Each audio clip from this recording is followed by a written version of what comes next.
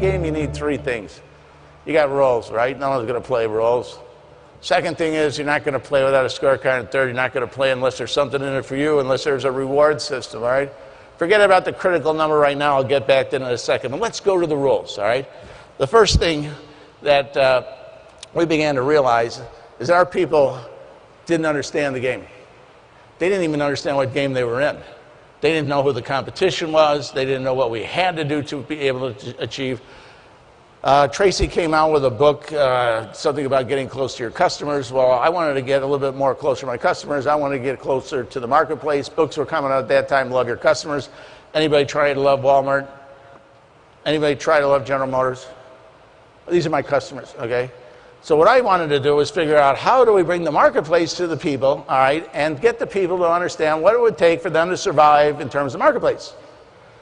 Second thing that I wanted to do was once they began to understand the characteristics that they needed in order to create this outrageous successful company, I wanted them to set their own financial plans.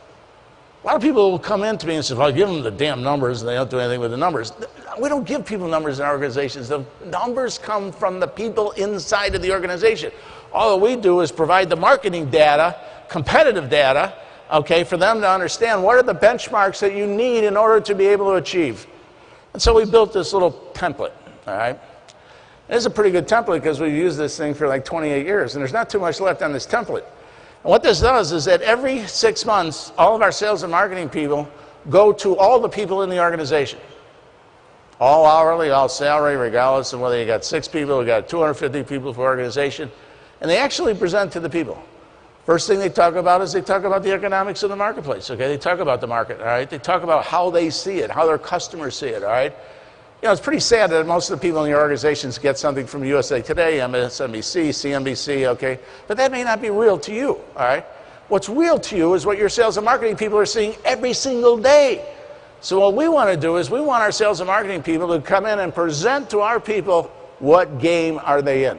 Who better knows your business than those guys that are out there every single day, winning, losing, losing a contract, going to a Holiday Inns, talking about how bad it is. Well, I want them to talk directly to the people that are making the products and making the services, okay? Because that's where we're really going to make the differences inside the organization. So every 6 months, we give them macroeconomics and we give them microeconomics.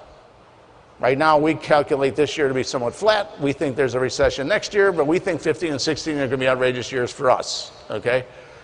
Second thing is competitive data. And let me tell you something. Competitive data, ladies and gentlemen, is so easy to get.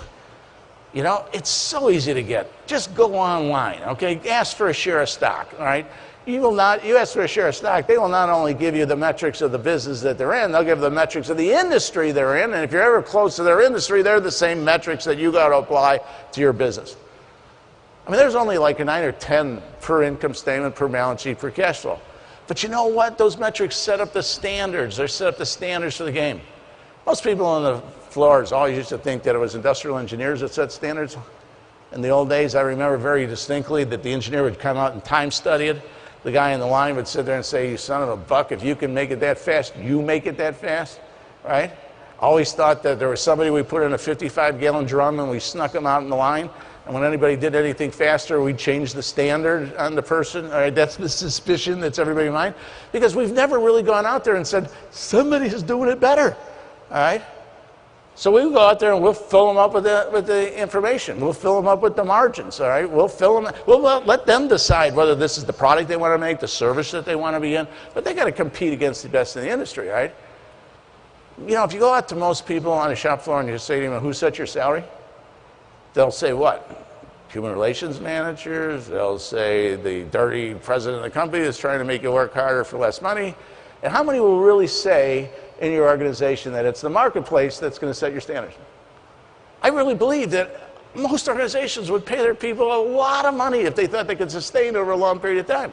So what we do is we tell our people, you want to make a lot of money, you want to sustain over a period of time, this is what best in class really is. And they get those statistics from the sales and marketing people. Second thing, everybody's got customer surveys. How many give them to their people? We give them to our people. We use the Net Promoter Score. Net Promoter Score is just absolutely powerful for us. But the most important key to that thing is to make absolutely certain that everybody in the organization knows what they got to do in order to promote customer service.